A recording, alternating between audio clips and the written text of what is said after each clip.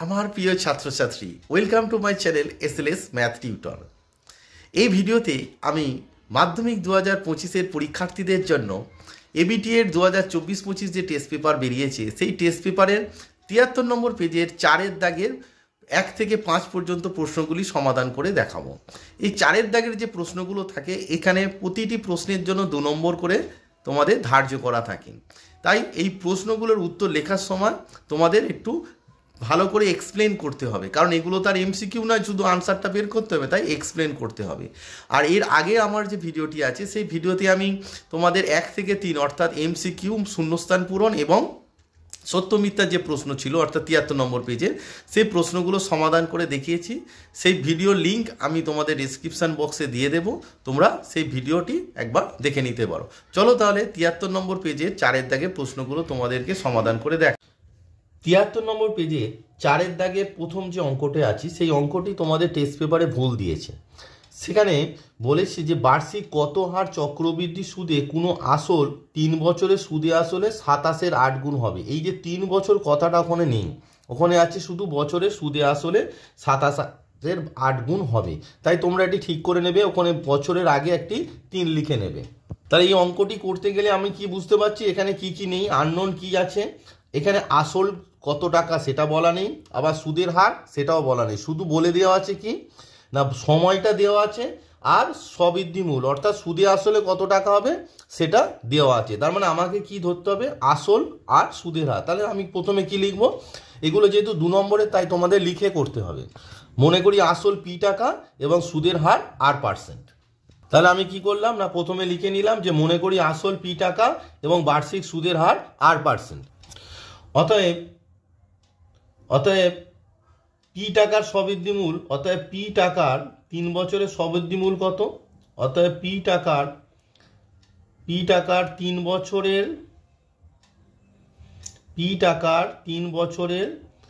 সুদাসল স্ববৃদ্ধিমূল, এখানে যেহেতু সুদাসল আছে স্ববৃদ্ধিমূলটাকে আবার সুদাসলও বলা হয়। তাহলে পি টাকার 3 বছরের সুদাসল ইকুয়ালস টু কি হবে না P into 1 plus R/100 whole to the power n, এর জায়গায় কি হয় বছরটা অর্থাৎ 3, এত টাকা।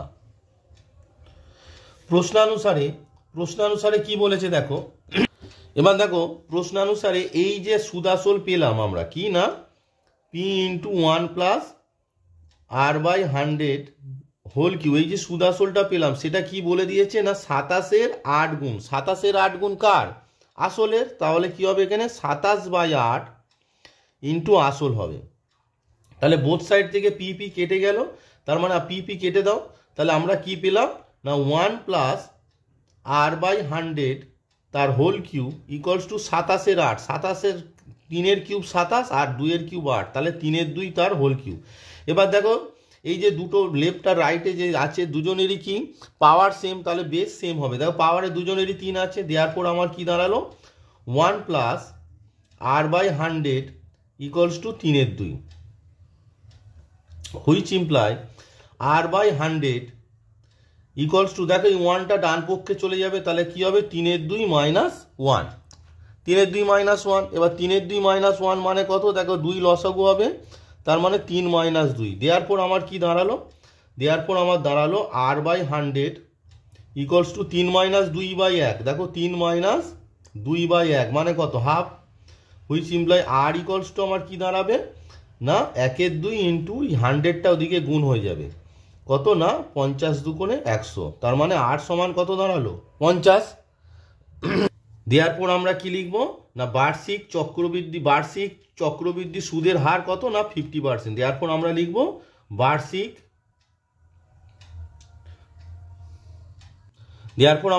বার্ষিক চক্রবৃদ্ধি সুদের হার 50%।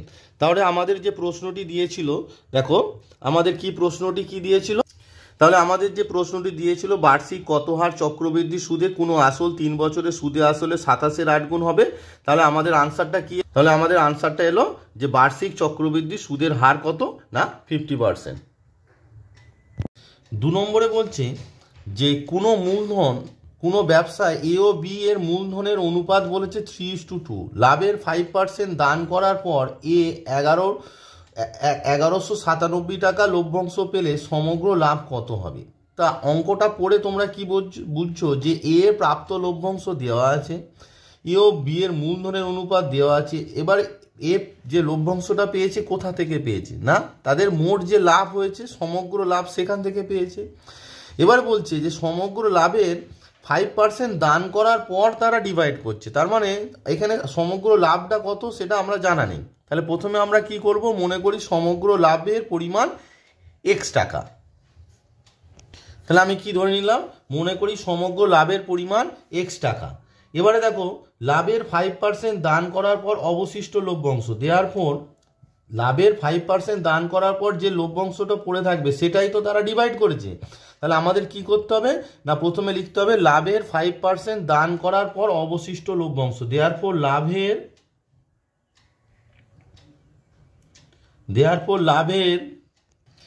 পর আমরা লিখে নিয়েছি যে লাভের 5% দান করার পর অবশিষ্ট লভ্যাংশ। দেখো মোট লভ্যাংশ কত, এক্স টাকা বিয়োগ যেটা দান করেছে কি লাভের, তাহলে লাভ ইন্টু তার 5% মানে হচ্ছে 5/100 টাকা। তাহলে লাভের 5% দান করার পর অবশিষ্ট লভ্যাংশ কত দাঁড়ালো না, এক্স মাইনাস এক্স বাই 500। তাহলে এক্স 5 যেটা কাটলে 520, তার মানে 520 তার মানে তোমার দাঁড়াচ্ছে এক্স মাইনাস এক্স বাই 20 টাকা।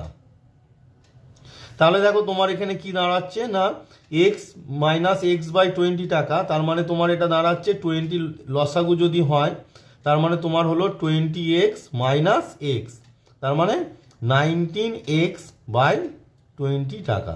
তার মানে এই 19x বাই 20 টাকাটা তারা কি করছে না 3:2 অনুপাতে কি করছে, ডিভাইড করে নিচ্ছে। তাহলে দেখো এবার আমরা লিখব দেওয়ার পর এর প্রাপ্ত লভ্যাংশ, দেওয়ার পর এর প্রাপ্ত লভ্যাংশ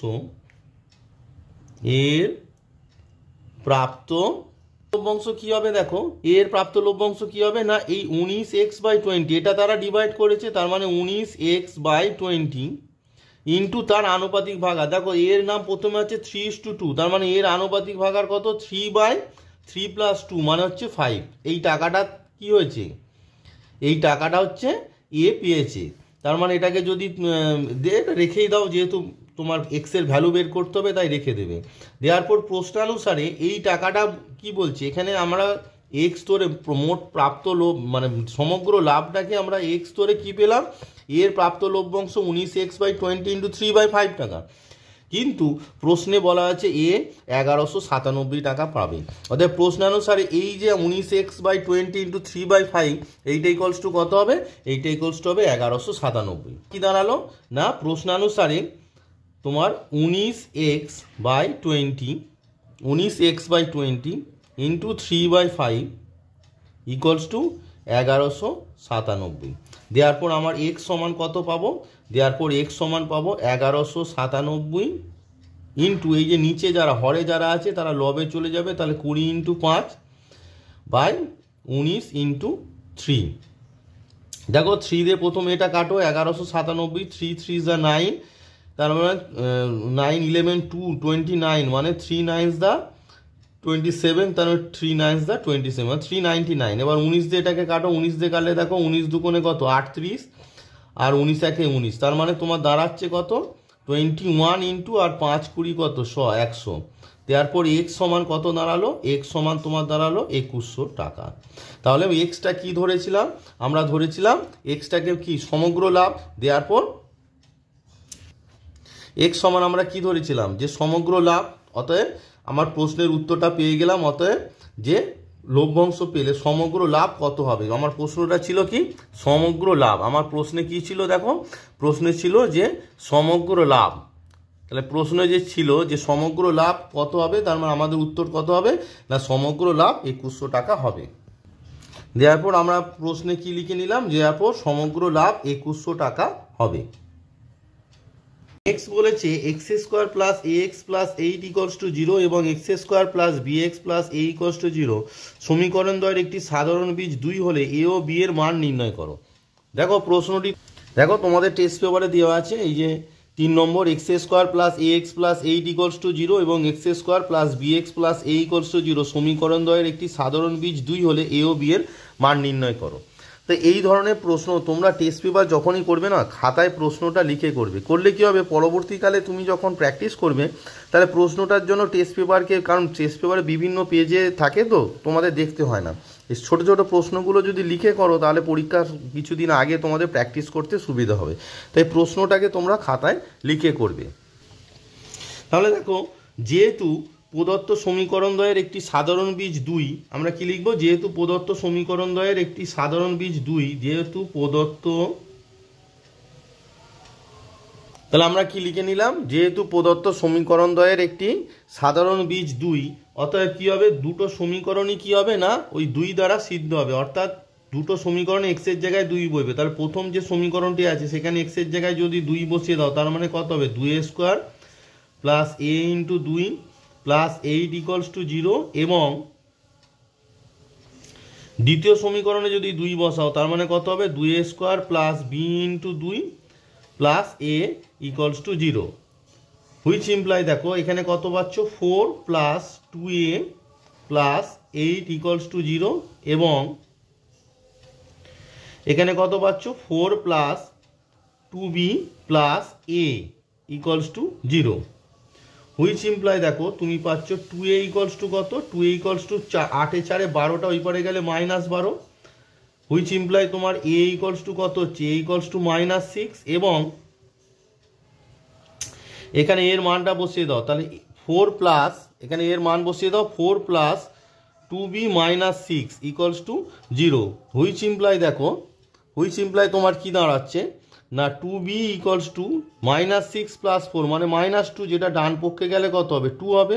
তাহলে which imply b equals to কত, 1, তার মানে a ইকুয়ালস টু কত পেলাম, আমরা পেলাম a ইকুয়ালস টু -6 আর b ইকুয়ালস টু 1, তাহলে আনসারটা আমরা পেয়ে। নেক্সট দেখো, তোমাদের 4 নম্বরে বলেছে যে যদি x ইকুয়ালস টু 7 প্লাস 4√3 হয় তবে 1/√x এর মান নির্ণয় করো। নেক্সট তাহলে বলছে যে x ইকুয়ালস টু তোমার বলছে 7 প্লাস 4√3, তাহলে দেখো এই যে অঙ্কটা আছে, দেখো 1/√x আছে, তার মানে প্রথমে তোমাকে √x এর মান বের করতে হবে। তাহলে √x এর মান মানে x এর বর্গমূল বের করতে গেলে 7 প্লাস 4√3টাকে বর্গ আকারে লিখতে হবে।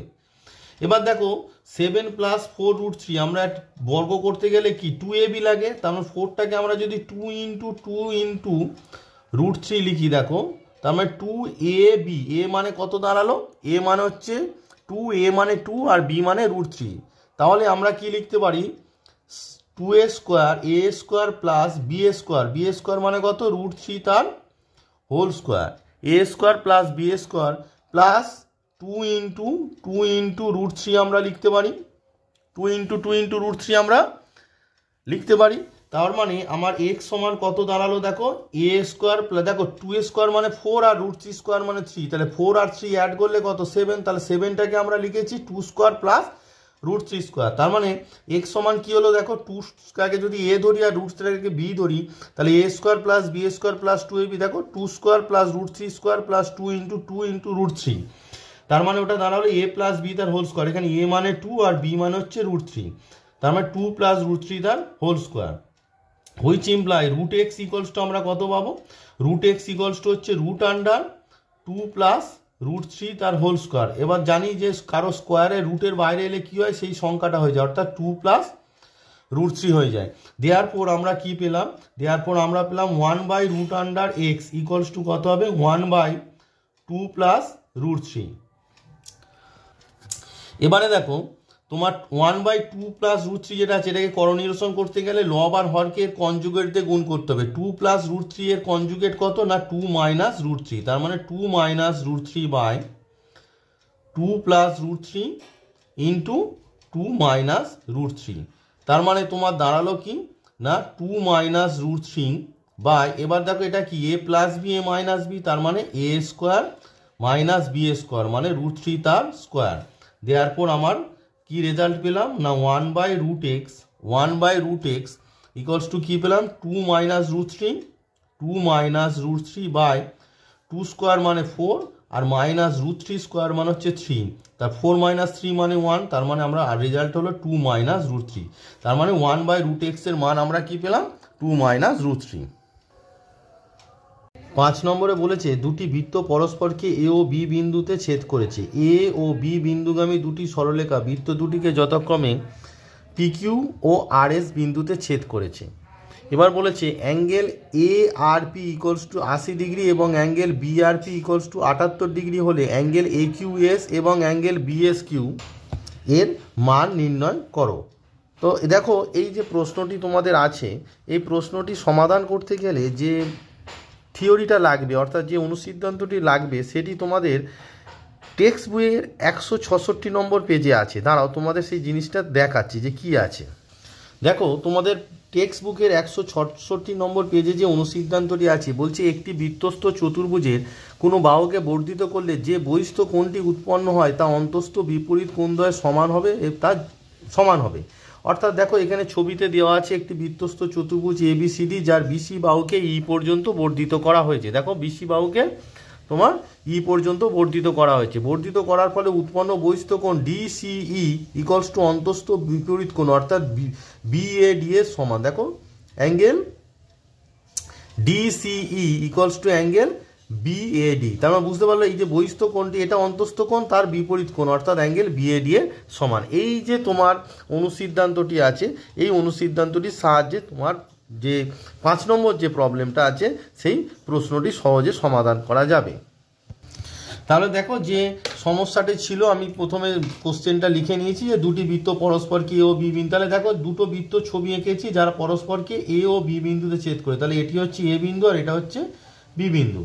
এবার বিন্দুতে ছেদ করেছে এ ও বি বিন্দুগামী দুটি সরলরেখা বৃত্ত দুটিকে পি কিউ ও আর এস বিন্দুতে ছেদ করেছে। তার মানে তুমি কি করবে না এ বিন্দুগামী সরলরেখা আঁকো, তার মানে এ বিন্দুগামী একটা সরলরেখা আঁকো যেটা বৃত্ত দুটিকে কি করেছে না পি আর কিউ বিন্দুতে ছেদ করেছে, তার মানে আমরা নাম দিলাম কি পি কিউ। এবার বি বিন্দুগামী একটা সরলরেখা আঁকো, বি বিন্দুগামী একটা সরলরেখা আঁকো যে বি বিন্দুগামী সরলরেখা কি করেছে না বৃত্তটিকে আর এস বিন্দুতে ছেদ করেছে, তাহলে আর আর এস বিন্দুতে ছেদ করেছে। এবার তোমাকে বলেছে অ্যাঙ্গেল এ পি আর, তাহলে যেহেতু অ্যাঙ্গেল এ পি আর আছে তাহলে পি আর বিন্দু দুটো কি করতে হবে না যুক্ত করে দিতে হবে, তাহলে পি আর বিন্দু দুটো যুক্ত করে দাও। তাহলে অ্যাঙ্গেল এ পি আর মানে এই অ্যাঙ্গেলটা আছে তোমার 80 ডিগ্রি আর অ্যাঙ্গেল বিআরপি মানে এই অ্যাঙ্গেলটা আছে তোমার 78 ডিগ্রি। এবার মান বের করতে দিয়েছে কি তোমাকে বলেছে অ্যাঙ্গেল এ কিউএস, তাহলে অ্যাঙ্গেল এ কিউএস তার মানে কিউএস বাহুটা কি করতে হবে যুক্ত করে দিতে হবে। তাহলে তোমায় কি করতে হবে না কিউএস যে বাহুটা আছে সেই কিউএস বাহুটাকে তোমার যুক্ত করে দিতে হবে। তাহলে অ্যাঙ্গেল এ কিউএস মানে এই কোণটার মান চেয়েছে আর অ্যাঙ্গেল বিএস কিউ এই কোণটার মান চেয়েছে। এবার তোমাদের যে অনুসিদ্ধান্তটি আমি দেখিয়েছিলাম যে বৃত্তস্থ চতুর্ভুজের কোনো একটি বাহুকে বর্ধিত করলে উৎপন্ন বহিস্থ কোণ অন্তস্থ বিপরীত কোণের সমান হয়। এবার দেখো এখানে বৃত্তস্থ চতুর্ভুজ গঠন করতে গেলে ই আর বি বিন্দু যুক্ত করতে হবে, কারণ এ বি যুক্ত করলে প্রথম বৃত্তের বৃত্তস্থ চতুর্ভুজ হবে এ B R P, R A B যুক্ত করলে দ্বিতীয় যে বৃত্ত আছে তার বৃত্তস্থ চতুর্ভুজ হবে এ কিউ এস বি। তার মানে আমাকে কি করতে হবে এ বি যুক্ত করে দিতে হবে। তাহলে আমরা যুক্ত করে দিই এ বি যুক্ত করে দিই, তাহলে আমরা কি লিখবো না এ বি যুক্ত করে পাই। এবার দেখো যে চতুর্ভুজ আছে এ বৃত্তস্থ চতুর্ভুজ দেখো প্রথম বৃত্তের এ পি আর বি বা এ বি আর পি, তাহলে বৃত্তস্থ চতুর্ভুজ A B R P angle A B R এটা কি বলো এই যে অ্যাঙ্গেল এ বি আর তার বৃত্তস্থ চতুর্ভুজের বিপরীত কোণগুলি সম্পূরক, তাহলে angle A B R plus angle A P R সমান 180 ডিগ্রি। তাহলে দেখো আমরা লিখে নিয়েছি যে বৃত্তস্থ চতুর্ভুজ এ বি আর পি থেকে পাই বৃত্তস্থ চতুর্ভুজ যে এ বি আর পি আছে বৃত্তস্থ চতুর্ভুজ এ বি আর পি থেকে আমরা কি পাচ্ছি না অ্যাঙ্গেল দেখো A B R P angle A B R এই যে অ্যাঙ্গেলটা angle A B R angle A B R plus angle এর অপোজিট কোণ কোনটা এইটা angle A P R angle A P R equals to 180 degree.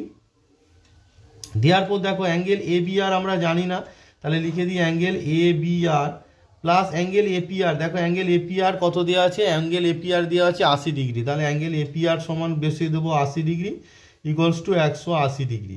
তাহলে আমরা হুইচ ইমপ্লাই অ্যাঙ্গেল কি পেয়ে গেলাম angle A B R equals to পেয়ে গেলাম কি 180 ডিগ্রি মাইনাস 100 ডিগ্রি, তাহলে ইকুয়ালস টু কত হলো না sorry 180 degree minus 80 degree sorry 180 degree minus 80 degree equals to কত পেয়ে গেলাম না 100 ডিগ্রি। তাহলে আমরা অ্যাঙ্গেল এবিআর সমান কত পেয়ে গেলাম, অ্যাঙ্গেল এবিআর সমান পেয়ে গেলাম তোমার 100 ডিগ্রি।